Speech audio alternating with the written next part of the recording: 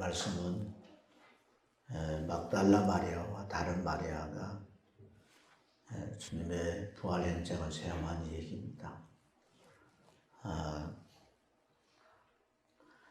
새벽이지만 아직 캄캄한데 두 여인이 저 언덕 위에 있는 무덤을 향해 올라갑니다. 가쁜 숨을 쉬면서 올라가는데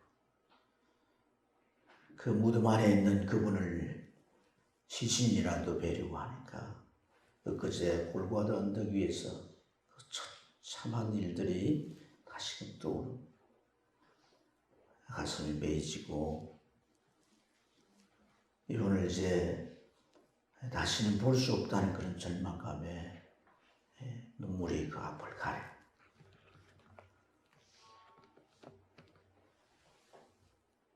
시신이라도 좀 더 오래 있어서 좀 보고자 하는 마음으로 상품을 준비해서 그를 재촉하고 올라갑니다. 어느덧 다다다 땀을 훔치면서 그 무덤 있는 위치를 보는데 그 무덤이 환합니다. 자세히 들여다보니 사람이 아닌 천사가 무덤을 막아놓은 돌 위에 앉아있습니다. 광채가 나고 붕괴 같은 모습이라고 했어요. 그리고 무덤을 지키던 군사들은 머리를 땅에 쳐박고 털털털 떨면서 초죽음이 되어 있습니다. 여인들이 가까이 가서 보니 천사가 그들 향해서 말을 합니다.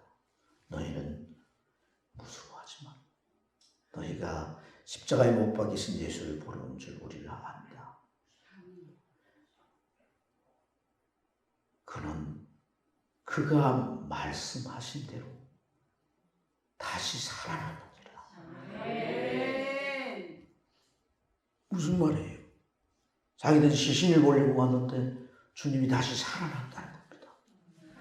그리고 자신들을 이끌어서 예수님이 시신이 놓여있던 그 장소로 확인시켜줍니다. 죽었다고만 시신만 볼 기대를 가지고 왔는데 주님의 시신이 놓여있던 그 자리에는 주님이 보이지 않고 천사들이 주님이 부활하신다. 놀랍기도 하고 부활하셨다는 이 말에 너무나 기쁘기도 합니다. 갈릴리로 가시는데 그곳에 가면 예수님을 실제로 뵐 수 있다는 거예요. 부활하신 주님을 너희들이 만나게 될 것이라고. 그리고 제자들이 가서 전하라고 그렇게 당부를 하게 됩니다. 예수님께서도 이 살아계셨을 때 당신이 이제 십자가에 매달려 고난을 받고 죽거나 3일 후에 다시 살아날 것이다. 그런 말씀을 하셨어요. 들을 그때는 사실 솔직히 믿기지 않았습니다.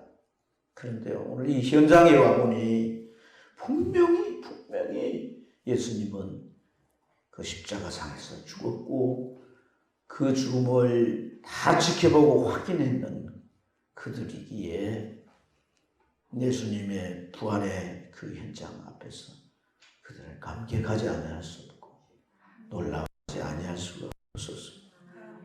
그리고 무엇보다 주님을 다시 볼 수 있다는 그런 기대감에 너무나 기뻤습니다. 날아갈 듯 기뻤습니다. 여러분 오늘 여기 나온 이 두 여인 여기 다른 마리아도 참 주님을 잘 섬기고 잘 다루던 여인이었습니다. 특별히 이 막달라 마리아는 주님에 대한 헌신이 누구보다도 컸습니다. 이 막달라 마리아 또 다른 마리아 이런 표현들이 있으니까 이게 무슨 이름이 이런가 이런 생각들을 하겠는데 다 마리아입니다. 다 마리아. 근데 이 막달라라고 하는 것은 갈릴리 북쪽에 있는 막달라라는 마을 이름이에요.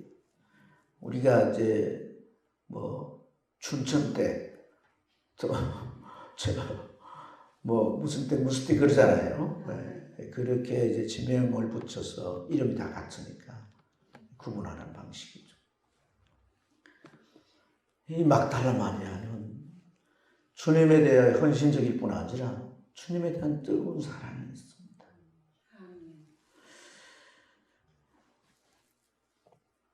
그래서 이 주님에 대한 열렬한 사랑을 우리가 복음서에서 확인할 수 있는데, 이러한 이 여인이 주님에 대한 열렬한 사랑을 어떤 영화, 이 다빈치 코드라고 하는 그 영화에 보면 이 사람이, 이 여인이 장녀고 또 주님의 연인이었다고 이렇게 그 영화에 그려내고 있습니다. 이 영화를 만든 그 론 하워드라는 감독의 아주 악의적인 설정입니다. 누가복음 7장에 보면 사실 장녀가 나옵니다. 예수님의 그 몸에다가 향유를 부은 여인이죠.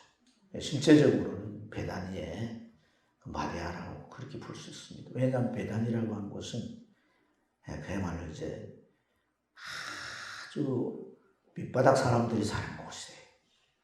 거기에는 가난한 사람도 있고 범죄해가지고 바람도 사는 사람도 있고 자매들도 있습니다. 그게 예수님이 자주 가셨던 그 마리아 마르다 그리고 나사로 집이 있었어요. 그리고 마리아가 그런 일입니다. 근데 그러면 이 막달라 마리아는 누구냐? 막달라 마리아는 누가복음 8장에 보면 4명의 여인들이 나옵니다. 그 여인들이 이제 어떤 높은 지위에 있는 자의 아내이기도 하고 또 이제 대개가 부유한 여인들인데 그 4명 중에 한 사람이 막달라 마리아. 이들은 다 50대, 60대 중년들이고 경제적인 여유가 있어서 예수님과 그 제자들의 의식주를 담당하는 그런 사람들. 주님이 공생에 활동하는 동안에 심식을 제공하고 필요한 물질들을 제공한 그러한. 근데 여러분 이 막달라 마리아가 말입니다. 어떻게 예수님에 대하여 주님을 위하는 마음이 그렇게 극진할 수 있을까 하는 거예요. 그것은 이 여인은 과거에 악령들이 사로잡혀서 있었던 여인. 그래서 누가복음 8장을 보면 7 귀신 들린 막달라 마리아 이렇게 표현합니다. 여러 귀신들이 사람 속에 들어오면 어떤 일이 벌어질 거예요. 사람 속에 들어오면 귀신이 그를 집으로 삼아서 마음대로 움직이고 합니다.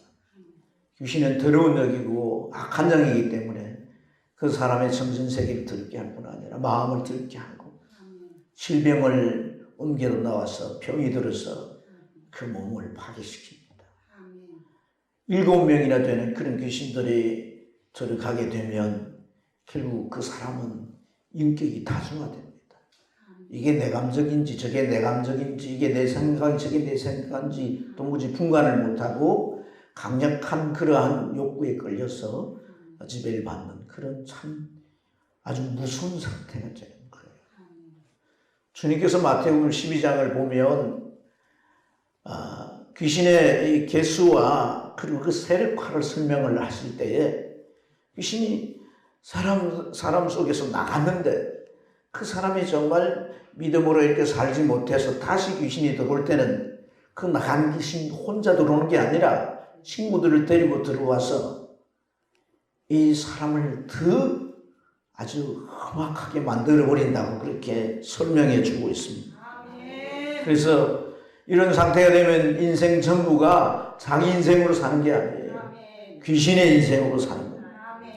이런 자신을 주님이 구해 주셨습니다. 근데 주님이 이제 십자가에서 죽으시고 무덤에 묻혀버리기 때문에 주님이 없는 것은 자기 인생이 없는 거나 다를 바가 없던 거죠. 그래서 이 막달라 마리아는 주님의 순환 현장이나 죽음의 자리, 골고다 언덕에 십자가에까지 걸어가신 그 십자가의 길에도 그 언덕에 십자가에 달려서 고통받으며 죽어가신 그 십자가의 현장도 장사할 때도 여인은 그 자리를 떠나지 못하고 지켰습니다. 오늘 이렇게 새벽에 주님을 무덤을 찾는 이러한 것도 돌아가셨지만 그 시신에 향유라도 발라드려서 받은 바 그 은혜와 사랑을 보답하고자 했던 것입니다. 그런데 뜻밖의 상상도 못했던 일이 벌어진 거예요. 주님이 살아났다. 할렐루야. 할렐루야. 그런 십자가 현장에서 주님이 어떤 정도로 몸이 망가지는 걸 잘 압니다. 머리에는 가시가 씌었고요. 몸은 질직에 맞아 다 찢어졌습니다. 뼈가 보일 정도로 찢어졌습니다. 양손과 양발에 못이 박혀서 그 못들이 뼈를 관통해서 나무에 매달려 있습니다. 그리고 그 몸무게를 견디지 못할 때마다 그 손과 발에 하중에 들어갈 때마다 찢어지고 뼈가 부러지는 겁니다. 뿐만 아니라 참을 깊이 심장까지 찔러서 물과 피를 다 쏟아지게 했습니다. 만신창이 되고 파괴된 그 몸이 어떻게 되살아날 수 있습니까? 그런데 주님은 분명히 되살아났다는 것이에요. 할렐루야. 그리고 그 주님이 부활하신 그 모습을 볼 것을 생각하니까 가슴이 너무나 벅찬 겁니다. 너무나 벅찹니다. 그리고 천사들이 이러한 부활 소식을 제자들이 갖다 전하라고 했기 때문에 이 제자들은 하나같이 지금 공포와 두려움과 숨어서 볼을 떨고 지금 있는데 그들에게 이 부활을 하신 주님 소식을 알려주면 그들이 얼마나 기뻐할까 하는 생각에 다른 박질을 해가지고 제자들에게 알려주려 가고 있는 이런 모습을 볼 수 있습니다. 이렇게 이 두 여인들이 주님을 만나볼 거라고 가고 있을 때 사실 갈릴리에서 만날 것이라고 말씀하시고 갈릴리로 가시던 예수님께서 달려가는 이 여인들 앞에 나타나셨던 거죠. 할렐루야. 주님이 이 여인들에게 나타나시는데 이들은 딱 보니 주님인 줄 알 것 같습니다. 광채가 비칩니다. 더 이상 랍비가 아닙니다. 세상 사람이 아닙니다. 너무나도 영광스러운 모습입니다. 진정한 하나님의 아들 신이셨어요. 그래서 그냥 그 광경에서 그들은 어쩔 수 없어서 그 발 아래에 엎드려가지고 그 발을 붙들면서 주님을 하여 경배를 올려드립니다. 이렇게 두 여인은 영광스럽게 부활하신 주님을 뵙게 되었습니다. 이 만남의 상황은 이들의 기쁨이 정말 가득 차 넘치는 이 기쁨뿐만 아니라 부활하신 만난 특별한 은혜들이 그들 속에 가득 세워져 갔을 줄로 믿습니다. 사랑하는 여러분, 어떤 은혜들이 이 여인들 속에 채워져 갔을까요? 주님의 부활을 보면서 부활이라고 하는 개념, 부활이라고 하는 신앙이 자신에게는 있어서 확실해졌다. 구약에 보면 하나님께서 약속하셨어요. 메시아와 성도들이 부활에 대한 것들. 많은 약속들이 있습니다. 그 중에 이사야 17장 19절을 보면 죽은 자들이 또 시체들이 일어나게 될 것이다. 그렇게 하신 하나님을 찬양하라고. 시편 16편 10절은 죽어서 그 뼈들이 남지만은 그러나 썩지 않냐 다시 부활할 것이라는 것을 암시해 준 다니엘 12장 2절 말씀에는 죽은 자들이 다시 부활할 때 그 영광이 해처럼 빛이 난다는 거죠. 호세아 6장 2절 말씀에 보면은 3일에 내가 일으키리라고 그렇게 말씀합니다.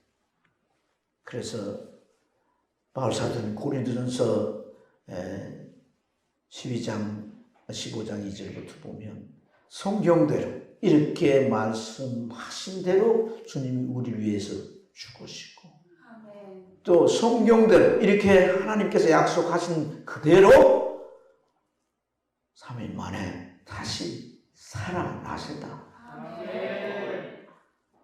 여러분, 이러한 예수님의 부활을 보면서 하나님의 언약이 정말 진실한 사실이구나, 확실하게 이루어졌구나 하는 것을 알게 되었다. 뿐만 아니라 이들은 지금 주님의 어떤 모습을 보는 겁니까? 부활하신, 부활의 몸을 입고 오신 주님을 본 겁니다. 부활이라고 하는 말은 수없이 들었지만 어떤 부활인지 어떤 몸을 입는지는 알지 못했습니다. 그러나 부활의 모습을 보는 순간 부활이 이런 모습이구나 하는 것을 이들이 알게 되었습니다. 이방 종교에도 들은 부활이 있습니다만 그 부활은 영의 부활입니다. 영. 이런 실체가 아닙니다. 오늘 우리의 교동문에 보면 영인 줄로 생각하는 그들에게 만져보라, 만져보라. 그리고 주님 실제로 이제 조반을 준비하지 않습니까? 떡과 고기를 구워 준비하고 같이 드십니다. 이것은 영의 부활이 아닙니다. 기독교만의 독특한 부활임을 보여주고 있는 줄로 믿습니다. 육체와 영혼이 결합되어서 신령한 새로운 몸으로 변화되는 것. 할렐루야. 그래서 이러한 몸으로 변화된 주님을 고린도전서 15장 20절에 보면 부활의 첫 열매라고 하셨고, 또한 빌립보 3장 20절 21절에 보면 하늘의 시민권을 가진 우리를 만물을 자기에게 복종하게 하실 수 있는 자의 역사로 말미암아 우리 낮은 몸을 자기의 영광의 몸의 형체로 변화시킬 것이라고 말씀합니다. 할렐루야. 그리고 우리는 죄 때문에 우리 육신의 몸은 죽어 장사되겠지만 하나님의 약속한 때가 되면 우리는 부활할 줄로 믿습니다. 모두가 일시적으로 부활하게 될 줄로 믿습니다. 데살로니가서 4장 16절부터 보면 주께서 호령과 천사장의 소리와 하나님의 나팔로 친히 하늘로부터 강림할 때 이 땅에 있는 사람들은 부활체로 변화될 수 맞을 것이고 이미 간 자들도 부활체가 될 것이고 부활의 역사들이 일어나게 될 줄로 믿습니다. 이렇게 부활된 것은 하늘에 속한 자의 형상을 입는 것입니다. 하늘에 속한 자의 몸을 입는 것입니다. 영원히 살 몸을 입는 것입니다. 그리고 그 영원한 나라에 우리가 영원토록 함께 살 줄로 믿습니다. 이것은 우리의 감격이고 말할 수 없는 기쁨인 것입니다. 할렐루야, 할렐루야. 이 막달라 마리아와 다른 마리아와 가졌던 이러한 부활신앙이 저와 여러분들에게도 있길 주님을 축원합니다. 부활신앙이 여러분들 마음에 정말 기쁨이 되고 소망이 되길 바랍니다.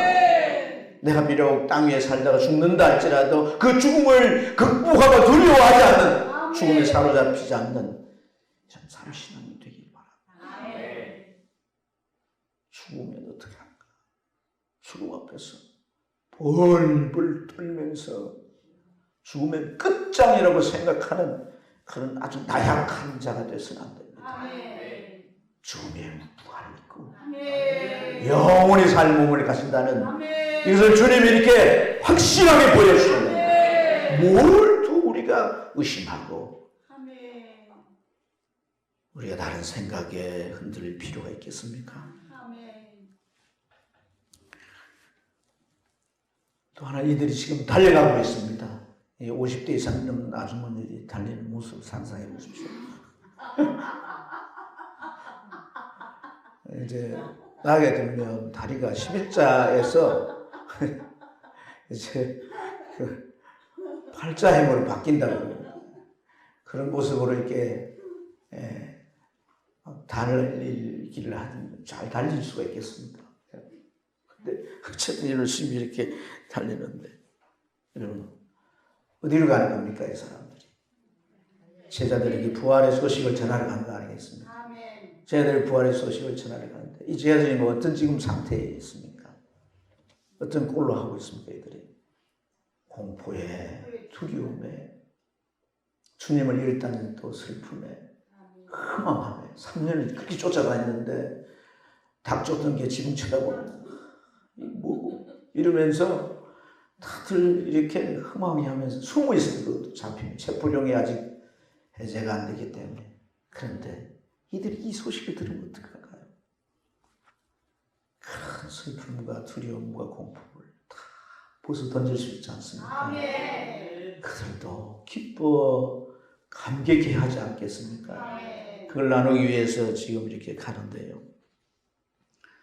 이러한 이 소식은 참으로 제자들로 하여금 그런 두려움과 공포나 이런 것들을 다 떨쳐내고 기뻐하고 감격할 수밖에 없는 것은 바로 이 두 사람은 예수님의 부활을 목격한 사람이다. 아멘. 목격자들. 아멘. 목격자. 목격했다라고 하는 것은 법적인 신뢰도를 갖습니다. 그래서 목격자가 증언하잖아요. 그렇죠. 여러분, 천사들이 이미 부활을 하신 예수님을 증거하고 갈릴리 가면 뵙게 되니까 제자들에게 갈릴리로 다 가라고 이렇게 너희들이 가서 전하라고 그렇게 분부를 했지 않습니까? 근데 가다 보니까 예수님을 만났어요. 그렇죠. 그 예수님을 만났는데 예수님께서 또 천사들이 한 말을 또 제자들에게 가서 전하라고 또 재차 당부를 하는 거예요. 여러분, 이 과정 속에서 우리는 뭘 느끼는 거예요? 이들이 제자들에게 가서 전할 텐데 제자들에게 증거할 때 어떤 것이 더 효력이 있고 제자들로 하여금 회복의 역사가 일어나겠는가? 목격자일 때. 봐서 우리가 봐서 주님 만났어. 무덤의 빈무덤의 현장도 가보았어. 천사도 봤어. 오다가 예수님을 직접 만났어. 부활의 그 모습, 그 이제 면면들을 설명하면서 그 부활하신 주님을 증거하게 될 때 목격자의 증거 힘이 있는 거예요. 사람들은 의심을 딱 떨쳐버리고 부활의 주님을 사모하며 갈릴리로 다 가게 만들 줄로 믿습니다. 세상 사람들은 우리가 가지고 있는 이 부활신앙에 대해서 부활이 있다면 보여봐? 이렇게 비아냥대면서 우리에 대해 부활신앙에 대해 부정하려고 합니다.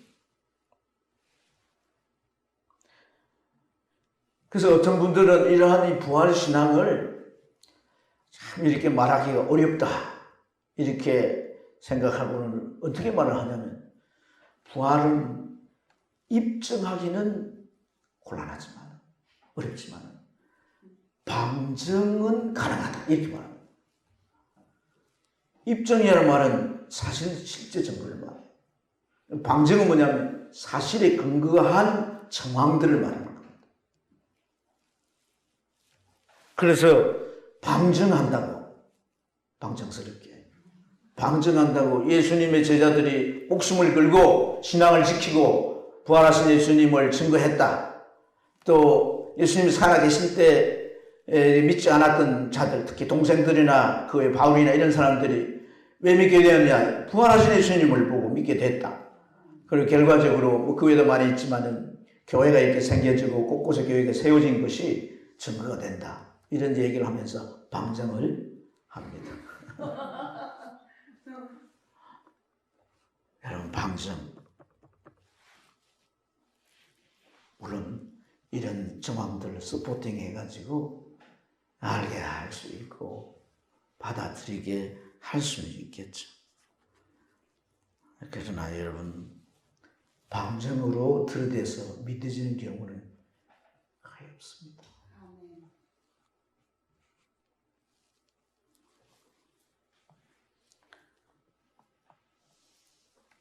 무슨 정명적인 가시적으로 뭔가 이렇게 보여지는 그런 것들로 부활의 신앙을 믿도록 유도한다는 것은 어렵고 오래 갈 수도 없습니다. 서구의 기독교가 한참 동화하다가 몰락하게 된 계기가 있어요. 그것은 부활의 예수님을 역사적으로 어떻게 증거할 수 있겠는가 하는 의문을 가지고 연구를 해서 발표를 했는데 발표의 내용이 뭐냐면 역사적으로 증거할 수 없다. 이런 게 신학자들이 그런 결론을 내리니까 특히 젊은이들이 교회를 다 떠나고 서구의 교회들은 몰락의 길로 갔습니다. 우리가 오해하지 말아야 되는 것은 하나님의 역사는 하나님으로부터 이루어지는 일들은 사람이 이해할 수 있는 방식으로 하나님은 믿게 하지 않습니다. 사람이 자기 방식으로 하나님의 모든 역사를 다 이해하고 알아듣고 다 그것을 받아들이도록 그렇게 하나님이 역사하지 않습니다. 하나님은 하나님의 방식으로 그리고 겸손한 자를 원하시고 진리를 알고자 하는 자를 주님이 이끌어 주시고 주님을 사모하여 찾아 나온 자들을 주님 만나주시고 은혜를 주님의 사실을 여러분 깨달아야 됩니다. 뺐다하게 써서 그래 한번 증명해봐. 한번 제시해봐. 하나 둘 셋 넷. 그걸 확실하면 내가 믿을게. 그걸 믿지 말라는 겁니다. 그 결과가 얼마나 무서운지도 천지분간도 못하면서 여러분 우리가 잘 깨달아야 되는 것은 뭐냐면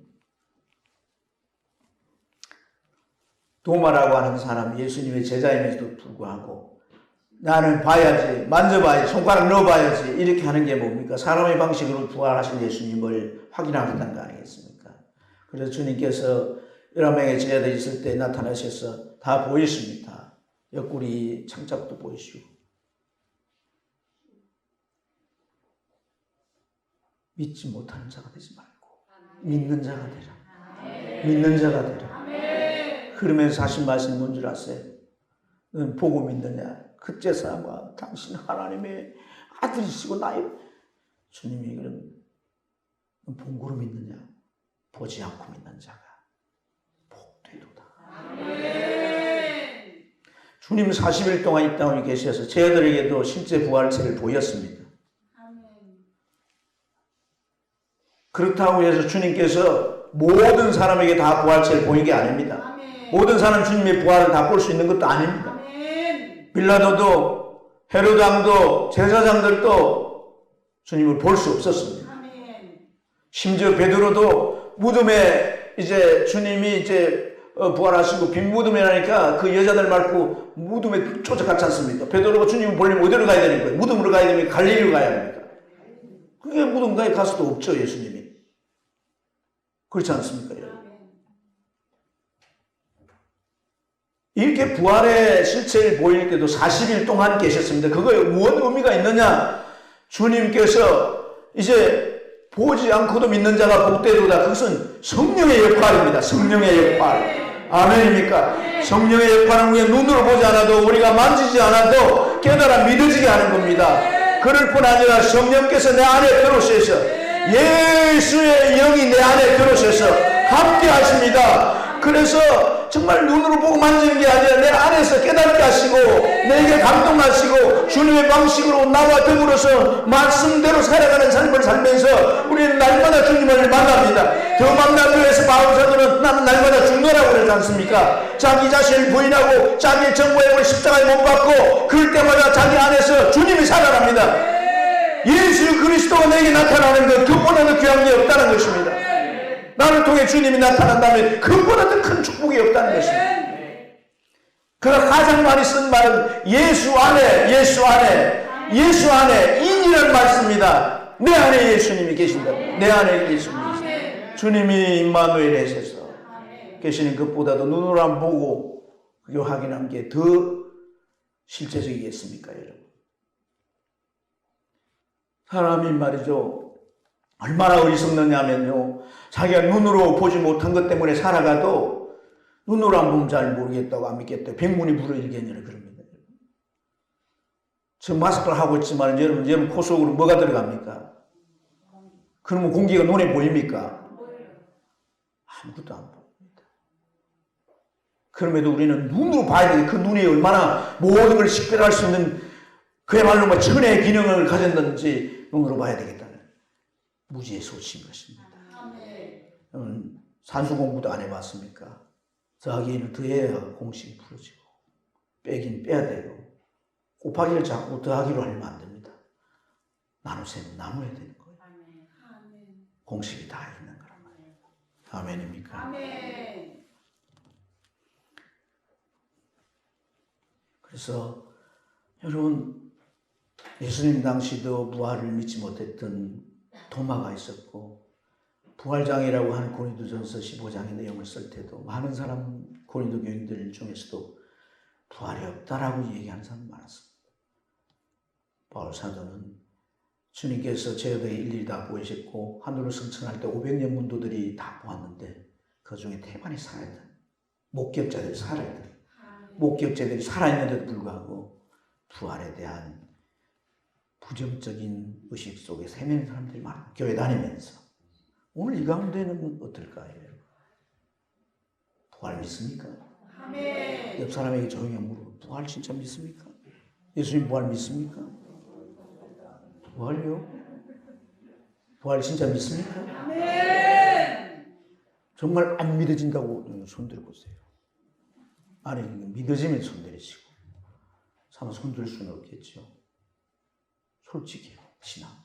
아멘. 하나님 앞에서 우리가 어떤 솔직함을 가지고 나오는지 하나님은 우리를 받으십니다. 아멘. 우리가 인간이라는 걸 아시기 때문에 아멘. 우리가 아는 것도 제한되어 있고 경험한 것도 제한되어 있고 부정을 다 하시기 때문에 내 모습 이대로 가져 나와서 하나님과 몸부림치며 기도하면 하나님 다 받으시고 알게 하시고 체험하게 하십니다.